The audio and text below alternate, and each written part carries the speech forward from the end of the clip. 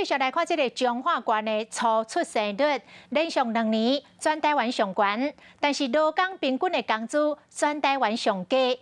哪会讲这个薪水上低，却上加生囡仔呢？讲是因为这个彰化传统产业较侪，有真侪产业啊。像这个彰化上界有钱的园林镇，存款就业的好野人就700多人。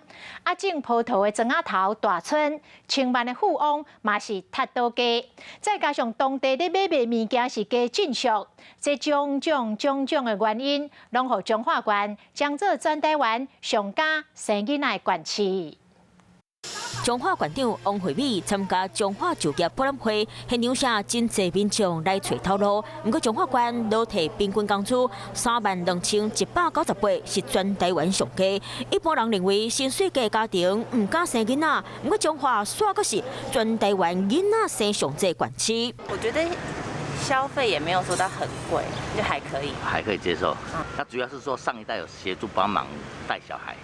也有帮忙，然后我们也住在一起，所以都蛮省的。我光他生他出来，彰化补助是就3万块了，一胎就是3万块，这样子对于其他县市来说很高。根据统计，彰化县生囡仔率关于9.03%，全台湾冠军。主要原因可能和彰化团产很有关系，真侪拢是做老爸家族的生意，尤其园林区有钱人真侪，存款正亿的好野人都700多位，是全台湾上好野乡镇。另外，台湾本土的葡萄有一半拢是彰化大川种的，冇真侪财主。车生率与薪资、房价没有绝对关系。那正常而言，少子化跟薪资应该是有联动的关系。那凸显出我们这个薪资全国劳动薪资的这个设计是不是也有盲点？官府讲薪水关系和生囡仔率应该无绝对关系，不过彰化地主多、福利多，加上物价低，可能是这个原因，才互住在彰化的人才敢生囡仔。